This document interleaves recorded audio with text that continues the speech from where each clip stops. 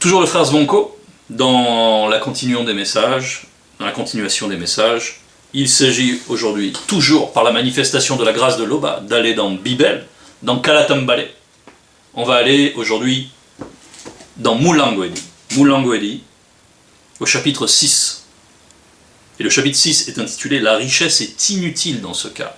La richesse est inutile dans ce cas. Donc dans le titre, on nous parle ici de la richesse. Ici, on pointe une forme de richesse. Et on verra que la richesse aussi peut s'aborder, bien sûr, spirituellement. On verra ça en conclusion. Donc la richesse est inutile dans ce cas. Et on nous parle ici d'un cas précis. Parce qu'il est dit au verset 1, « Il est un mal que j'ai vu sous le soleil, et qui est fréquent parmi les hommes. » Donc pourquoi on s'arrête dans ce cas? C'est parce qu'il est fréquent parmi les hommes. C'est quelque chose que les hommes éprouvent très souvent. C'est un phénomène que l'on peut souvent observer. Et là, Monmon, parce que c'est Monmon qui s'exprime dans Mulangoedi, Monmon qui est Salomon, pour ceux qui ne savent pas, pour ceux qui n'ont pas été initiés dans la connaissance interdite, Monmon correspond à Salomon dans les Bibles falsifiées. Monmon, donc ici, témoigne de ce qu'il a pu observer sous la tutelle de l'entité de sagesse qu'il a initié à discerner ce que font les hommes, ce qu'ils font de bien, ce qu'ils font de mal, et à comprendre.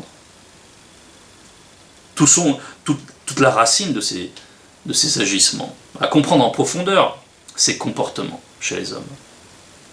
Bien, et bien ici il y a un comportement qu'on veut pointer, une relation à la richesse qui est particulière et qui rend cette richesse infructueuse, inutile. Donc, il nous a dit au verset 2, on va rentrer dans ce cas, justement, ce cas récurrent qu'on peut voir. Il y a tel homme du peuple originel. Là, tout d'abord, on prend l'homme du peuple originel, à qui le verbe de l'Oba a donné des richesses. Et cet homme du peuple originel a donc une relation avec le verbe, et le verbe lui fournit des richesses. On va poursuivre le verset, ensuite on commettra. Il y a tel homme du peuple originel à qui le verbe de l'Oba a donné des richesses, virgule, des biens, virgule, et de la gloire, virgule, et qui ne manque pour son âme de rien de ce qu'il désire. De rien de ce qu'il désire. Virgule. Mais que plus tard, à cause de sa faute, il perd tout ce qu'il a, et c'est un blanc ou un sang mêlé qui en jouira. C'est là une vanité et un mal grave. Bon, il y a beaucoup de choses ici. Donc, on voit une personne ici qui donc a bénéficié des faveurs du Verbe. Il a donc reçu la bénédiction du Verbe. Et il est dit qu'il ne manquait de rien pour faire jouir son âme. Il avait tout ce qu'il voulait, et il en jouissait. Mais ensuite est survenue une faute. Donc, on voit un état particulier, un état de bénédiction, qui fait que du point de vue de l'âme et du corps, il a tous les objets de jouissance qu'il désire, et il en jouit de manière légitime jusqu'à un certain moment où il rentre dans la faute. Et pourquoi il est rentré dans la faute?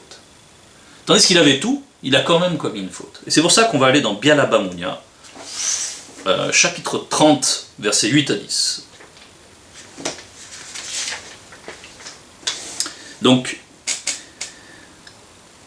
il nous a dit, ici c'est parole de Wono, L'Oba, mon souverain, virgule, je te demande 2 faveurs. Donc on voit que Wono est dans la prière, et il s'adresse à L'Oba. Il demande 2 faveurs. Et on va voir, accorde-les-moi, je te prie, jusqu'à la fin de mon existence dans le visible. Jusqu'à la fin, il y a une précision, c'est important. Jusqu'à la fin de l'existence de mon visible. C'est afin de réussir un parcours. C'est parce que la fin compte énormément. Il y a eu encore une exhortation en ce sens. Mais bref, allons à l'essentiel. Éloigne de moi mots et mensonges, et ne me laisse pas devenir trop pauvre ou trop riche. Donne-moi juste ce dont j'ai besoin pour vivre. Ah. Et voilà pourquoi il dit cela. Verset 10, si je possède trop, je risque de trahir en disant, à quoi le verbe de l'Oba sert-il? Si j'ai trop peu, je risque de voler et de déshonorer ainsi la loi du verbe de l'Oba. Bon. Ici, il y a la notion de trop posséder et de ne pas posséder assez. Bon. On sait qu'il y a eu des patriarches qui ont possédé d'énormes richesses, et ils ont pu en jouir convenablement. Mais néanmoins, cette situation d'opulence, cette situation d'abondance extrême peut participer à l'endormissement spirituel, et qui se manifeste ainsi, donc là dans le verset 10, « À quoi le ver de Loba sert-il » C'est-à-dire qu'on arrive à un tel degré de satisfaction que, bon, on a l'impression qu'on n'a plus besoin de combattre. On se laisse un peu porter par le courant. Puisque ce courant est agréable, les jours passent, le temps passe, et voilà. Et en fait, on n'est plus en alerte. On n'est plus en capacité de se défendre promptement. On peut être pris par surprise. Et nous savons aussi qu'il y a des patriarches qui ont connu une certaine opulence, on ne va pas les nommer spécialement, mais qui ont connu une certaine opulence et qui se sont laissés aller à un certain moment.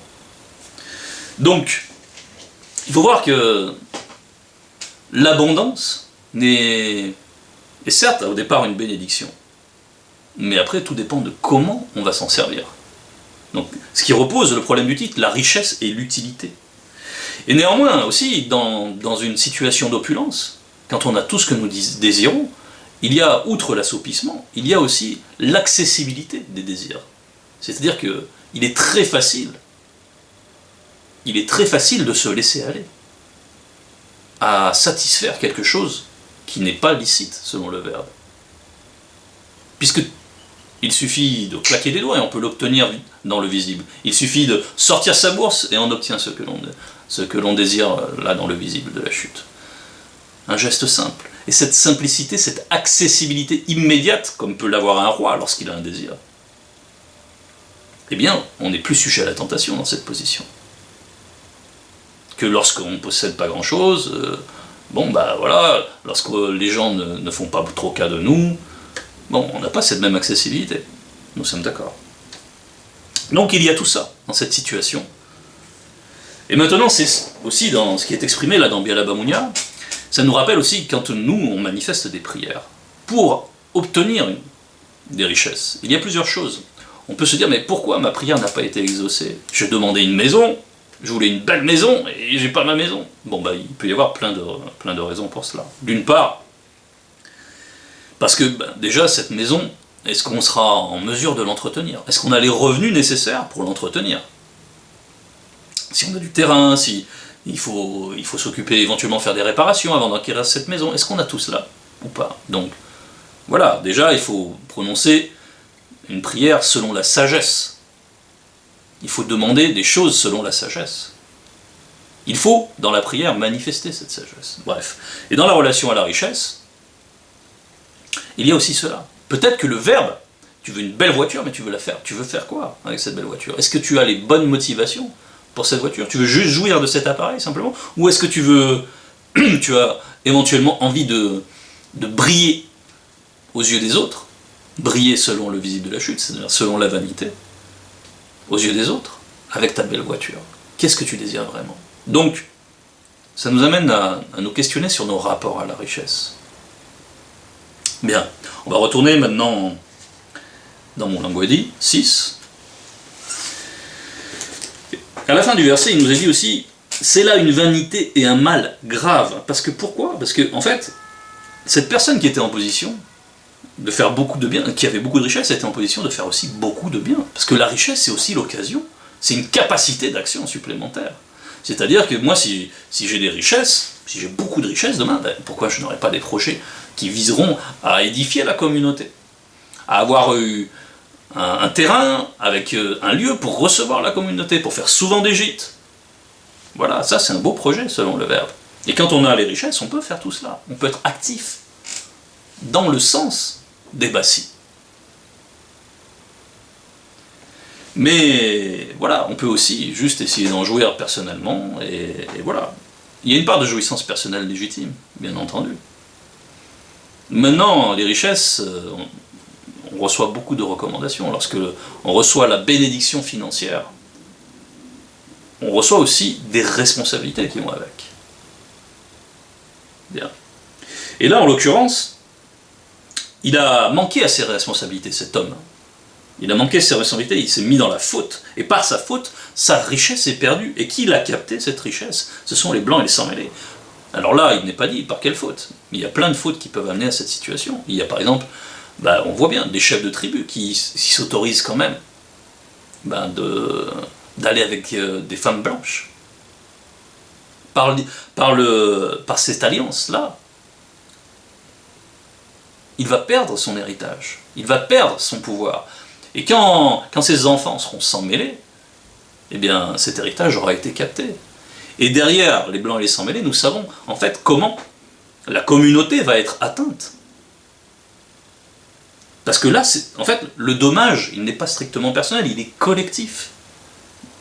Puisque cet homme riche avait certainement de l'influence. Et dans la collectivité où il vit, cette influence, elle va être dévolue aux Blancs et aux sans-mêlés, avec toutes leurs pratiques, avec tous leurs usages, avec toutes leurs croyances, avec tous leurs faux cultes, qui vont avancer, qui vont gagner du terrain sur le territoire originel, puisque cet homme est de la race originelle. Donc c'est pour ça qu'il est dit un mal grave. Et la faute est grave, parce qu'en plus ça a eu un impact sur le collectif, ce n'est pas simplement une faute personnelle.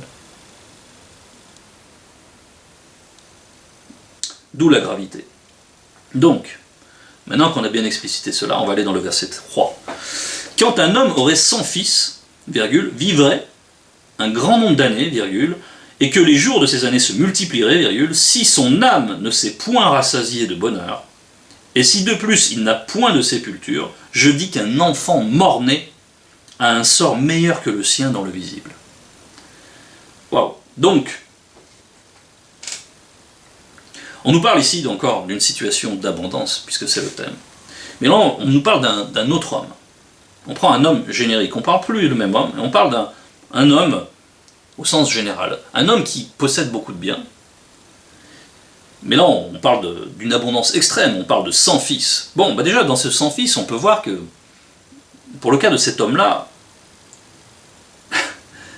même si on est dans une hypothèse, pour le cas de cet homme-là, pour avoir 100 fils, il faut être dans la polygamie. C'est pas possible d'avoir 100 fils avec une seule femme. On est d'accord. Donc on peut déduire ici que c'est l'homme qui n'a pas reçu l'initiation. C'est déjà un préalable important à observer. Qu'il vivrait un grand nombre d'années et que ses jours et ses années se multiplieraient, si son âme ne s'est point rassasiée du bonheur. Et si de plus il n'a pas de sépulture, je dis qu'un enfant mort-né. Donc le gros problème, c'est qu'il y a l'abondance, il y a la capacité de jouir des choses qui amènent du bonheur. Eh bien, il y a un cas, et c'est ce cas qu'on en revoit souvent, c'est le problème de la jouissance. Le cas, là, on commence à mieux le cerner, c'est le problème de la jouissance des richesses. C'est le rapport à la richesse. Et c'est savoir comment bien utiliser cette richesse. Comment bien en profiter aussi. Eh bien là, cet homme-là, le cas de cet homme, son problème à lui, c'est qu'il ne sait pas profiter de cette richesse. Il a une énorme abondance, mais dans cette énorme abondance, il ne sait pas jouir de cela. Et pourquoi cela? Eh bien, quand on possède beaucoup de choses, il y a beaucoup de vanité. C'est ce qu'on peut voir au verset 10, toujours dans le même chapitre. S'il y a beaucoup de choses, il y a beaucoup de vanité. 2 points. Quel avantage en revient-il à l'homme? Eh oui. Si tu possèdes beaucoup d'appartements, tu vas avoir tous, et que tu mets tout ça en location, tu vas avoir de gros revenus, tu seras bien, tu auras de la richesse, tu n'auras plus grand chose à faire pour gagner ta vie. Mais ça, c'est comme ça au prime abord. Mais en fait, tu vas t'apercevoir qu'il y a toujours un problème de location, il y a toujours un problème de copropriété, il y a toujours un problème de ci, de ça, avec des régies, etc. Et en fait, tu te retrouves à paix dans un trafic. Tu te retrouves dans une situation où tu commences à avoir plein de soucis. Et cela commence à prendre tout ton temps. Et si tu n'as pas reçu l'initiation, tu ne vas pas savoir bien déléguer. Ou tu ne vas pas déléguer aux bonnes personnes, et ça va te créer encore des soucis. Parce que, ici, tu ne sais pas te rassasier du bonheur. Tu ne sais pas comment bien gérer cette richesse, et tu ne sais pas comment te rassasier du bonheur. Donc on voit que la richesse, ici, sans la bénédiction du Verbe, sans l'initiation du verbe, bien mise en œuvre, est inutile. On aura l'impression de l'extérieur, les gens lui diront « Ah, il est riche, il est heureux », parce que souvent les gens associent la richesse et le bonheur, mais on voit bien ici que la richesse et le bonheur sont deux notions bien distinctes. Que la richesse, il y a un proverbe qui dit que être riche ne fait pas le bonheur. C'est juste. C'est juste. Être riche ne fait pas le bonheur. Le bonheur, c'est bien plus important que ça. Et déjà, la première chose, c'est de pouvoir jouir de ces richesses. Parce qu'avoir des richesses sans pouvoir en jouir, c'est quand même quelque chose d'extrêmement frustrant. Et c'est pourquoi on évoque ici plusieurs choses. Donc, ici, on rejoint beaucoup aussi l'exhortation du frère Titimbe. Bien sûr, il y a un temps pour chaque chose. Il y a un temps pour chaque chose. Il y a un temps pour travailler, il y a un temps pour se reposer. Et si les richesses deviennent un obstacle à la mise en pratique de la sagesse et à observer le temps pour chaque chose, il faut donc changer l'administration de ces richesses pour obtenir ce résultat. Il faut être conscient de cela. Parce que, on va le voir, sinon ça veut dire qu'on est venu en vain. Alors, et on le voit dans cette image, on nous dit ici, Mon prend une image très forte pour nous dire un enfant mort-né a un sort meilleur que celui qui ne sait pas jouir de ses richesses. Un enfant mort-né, c'est extrême. Ça peut paraître extrême, mais c'est juste. On le voit au verset 4. Parce que Mon précise, car il est venu en vain, virgule. Il s'en va dans les ténèbres, et son nom reste couvert de ténèbres. Là, on parle de l'enfant. Et il n'a point vu, il n'a point connu le soleil. Lui, il n'a pas connu tout ça. Il a plus de repos que cet homme. Il a plus de repos que cet homme. Parce que cet homme, il a plein d'objets de jouissance, mais il est toujours pris.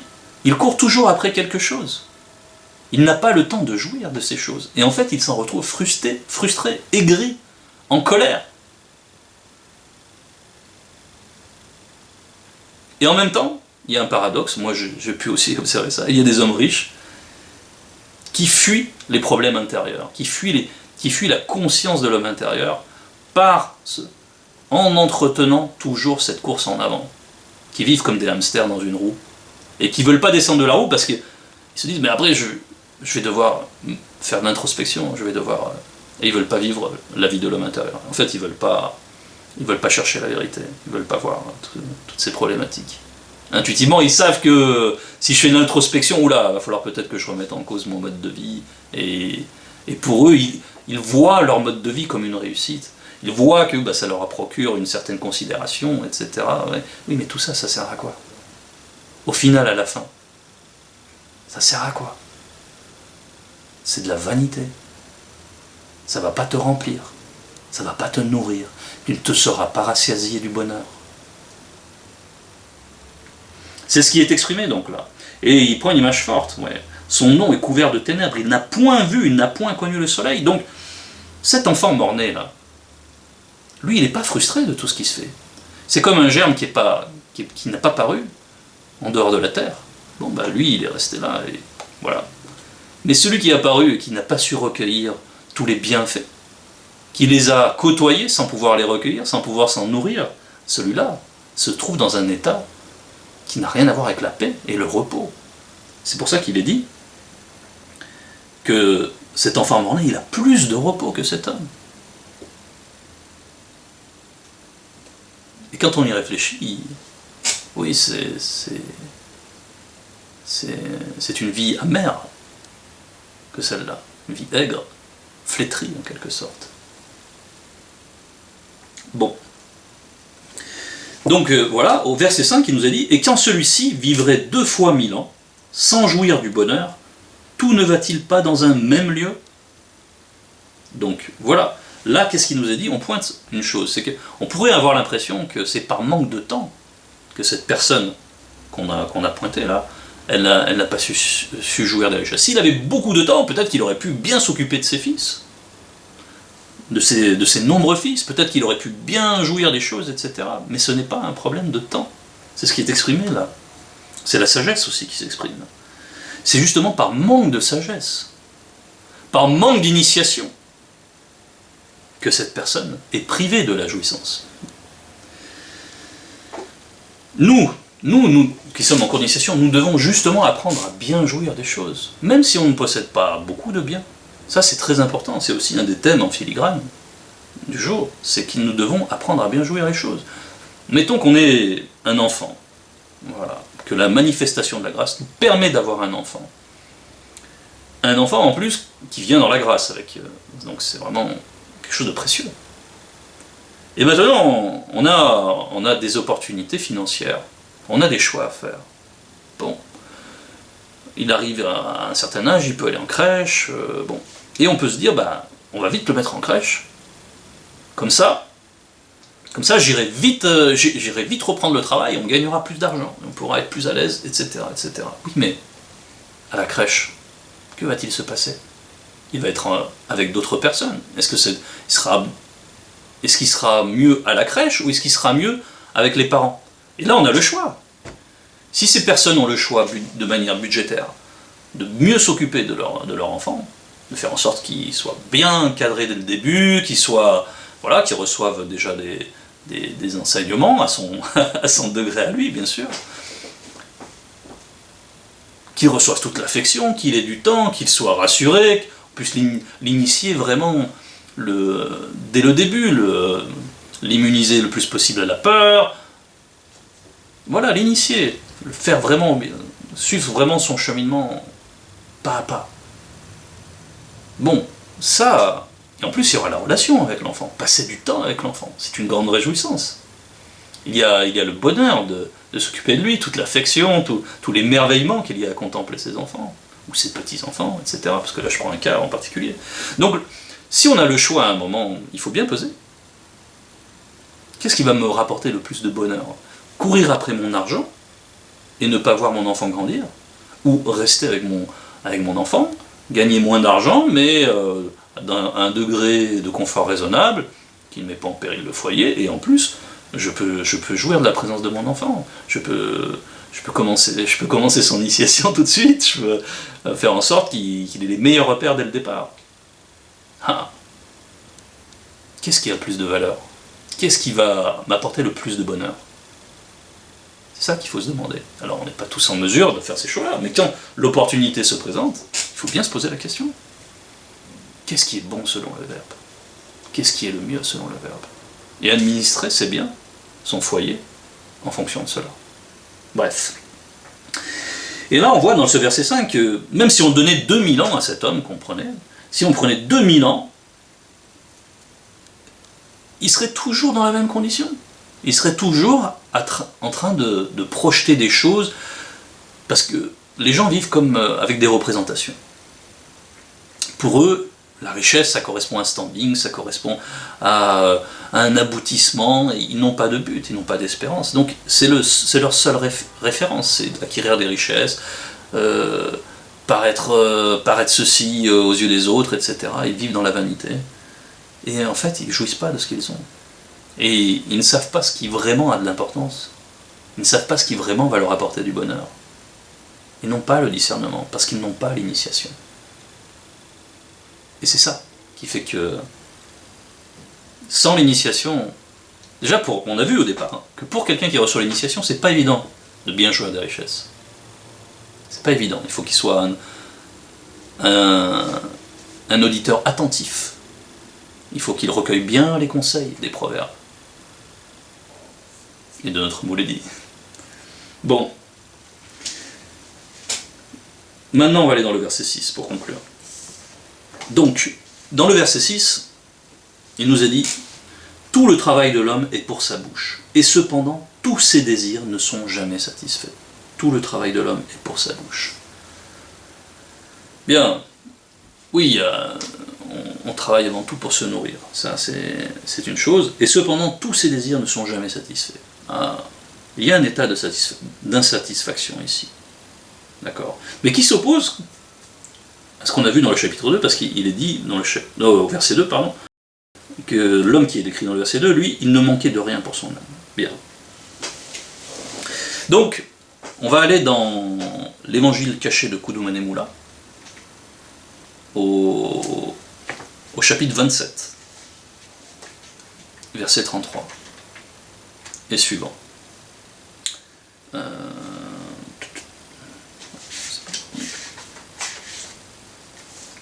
Voilà. Donc, ici, Jokisabe venait de s'entretenir avec une femme qui était venue puiser de l'eau. C'est donc, le passage, c'est Jokisabe et la femme d'aîné au Mundongo, entre parenthèses, Samarie. D'accord. Et c'est à l'issue de cela que ces apôtres sont venus l'interpeller. Et donc ces apôtres, quand ils sont venus l'interpeller, ils sont venus lui dire, pendant ce temps, donc au verset 32, les apôtres le pressaient de manger, disant « Mouledi, mange !» Et la réponse de Jokisabe fut celle-ci. Mais il leur dit, j'ai mangé une nourriture que vous ne connaissez pas encore intimement. Donc là, il faut bien se resituer que les apôtres étaient en train d'être initiés. Ils n'avaient pas une conscience encore en fait affermie dans le verbe. Et là, c'est justement ce que dit Jokisabe. Il leur parle d'une nourriture qu'ils ne connaissent pas intimement. Et la bouche est un lieu d'intimité. Quand on met la nourriture à la bouche, il y a le fait de connaître la nourriture quand on la voit, puis après on la saisit, ça c'est encore une autre étape, et après on la met à la bouche. Et là, dans la bouche, il y a la révélation de ce qu'est cette nourriture. Les saveurs explosent. Les saveurs soit explosent, soit... On dit explose, c'est peut-être pas un terme tout à fait. En tout cas, elles se révèlent. Donc, et là on peut dire qu'on connaît la nourriture. Mais là, il leur dit qu'ils ne la connaissent pas intimement. Ils ne la dégustent pas encore, cette nourriture. Ils l'aperçoivent, éventuellement ils la saisissent, mais là, les apôtres, ici, ne la connaissent pas intimement. Donc, on fait le lien avec ce qu'on a vu dans Molanguele 6. Quand il nous a dit « Tout le travail de l'homme est pour sa bouche ». Ouais, mais quel travail? Et quelle nourriture? On va continuer. Verset 34, les apôtres se disaient donc les uns aux autres, quelqu'un lui aurait-il apporté à manger? Donc on voit bien qu'ils étaient là, ils ne comprenaient pas, ils étaient à côté de la plaque. Et Jokisabe, puisqu'il aime ses apôtres, continue l'initiation. Il leur précise, il leur parle ouvertement. Il leur donne d'abord une image de ce qu'est le spirituel, et ensuite il explique l'image. Jokisabe leur dit, ma nourriture première est de faire la manifestation de la volonté de celui qui m'a envoyé. Oh. Et d'accomplir son œuvre manifestée. Oh. Donc là, dans l'accomplissement, il y a le travail. L'accomplissement, il y a l'œuvre. Donc c'est de s'inscrire dans l'œuvre, avec un E majuscule, manifestée. Donc c'est l'œuvre manifestée par l'Oba, par son verbe. Et de s'inscrire dans cette utilité, en tant que serviteur, qui fait un travail. On voit l'humilité de Jokisabe. Et, en passant, donc qui accomplit un travail, et ce travail lui procure une nourriture, parce qu'il y a les fruits de l'esprit, il y a la délectation à transmettre la foi, à être utile, à participer au bien commun, soit dans les bâtilles, soit à l'extérieur, en propageant la parole, de recouvrir une utilité, de faire en sorte que le Verbe nous utilise, d'être bien disposé à cet égard, et de travailler en cela. Et dans cela, il y a une satisfaction profonde, que les apôtres ne connaissent pas encore intimement. Donc nous qui sommes en initiation, nous devons goûter à cela. Nous devons nous inscrire dans cette utilité-là. Nous devons comprendre qu'il y a aussi ce travail-là. Nous devons considérer le royaume avant les richesses du visible. Parce que en cela, il y a une énorme satisfaction. Il y a le bonheur. Il y a la jouissance du bonheur qui est corrélée à cette activité et à ce salaire. Et en cela, il y aura divers fruits, mais il y a aussi le fruit de la connaissance. Il y a la connaissance. Et la connaissance, l'âme doit apprendre à se délecter de cette connaissance. Parce que s'il n'y a pas cette dimension dans l'existence, l'existence est lacunaire, est forcément lacunaire. Il manquera toujours quelque chose. Et dans ce manque, il n'y aura pas la satisfaction. Et donc, on retrouve ce qui est dit dans Moulin-Godet 6, et cependant tous ces désirs ne sont jamais satisfaits. Donc, il faut aussi goûter cette activité, il faut aussi orienter l'âme à se délecter des choses spirituelles. Ainsi, les choses du visible auront moins d'emprise sur nous. Elles paraîtront secondaires, elles le sont, parce qu'elles découlent, le visible découle du spirituel. Donc, on acquiert une vue différente, on acquiert un état de conscience différent. D'accord. Et maintenant, je vais faire observer une dernière chose, si l'Oba permet. C'est qu'on peut observer dans les Bassis qu'il y a des disparités quant aux richesses. Nous n'avons pas les... Il y a déjà ceux qui vivent ici, on va dire sous ces latitudes, en France, ailleurs, en Europe, en Occident. Il y a ceux qui vivent aussi, qui vivent sur le territoire, qui vivent au Ouassé. Et nous savons que nous n'avons pas les mêmes conditions. Maintenant, après, il y a des disparités, quels que soient les territoires. Il y a des disparités de richesse qui ne sont pas dépendantes du territoire, évidemment. Mais ce qu'on peut observer, c'est qu'il y a une disparité de richesse dans les Bassis. Tout le monde n'a pas les mêmes ressources. D'accord. Maintenant, il y a la richesse spirituelle. Il y en a parmi nous, dans les Bassis, qui ont pu se procurer Bibel. Et tous les rouleaux, je vais les montrer parce que il y en a quand même beaucoup. Tous d'une très grande valeur. D'une très grande valeur spirituelle. Et donc, dans les Bassis, il y a ceux qui ont pu se procurer tous les rouleaux. Et il y a ceux qui n'ont même pas pu se procurer l'ouvrage, on va dire, central, essentiel, qui est Bibel. Mais maintenant, quelle va être notre relation à la richesse? Parce qu'il y en a qui ont pu se procurer tous les rouleaux, et qui n'en ont même pas fini un, ou alors qui n'en ont lu que partiellement, ou alors qui ont... Après, il y a la manière de lire aussi. Il y en a qui l'ont lu pour dire qu'ils l'avaient lu. Et ont-ils acquis cette richesse? Ont-ils puisé? Ont-ils creusé pour trouver vraiment la richesse spirituelle derrière les caractères, derrière les mots, derrière les phrases? Est-ce que vraiment ils se sont laissés initier dans leur lecture?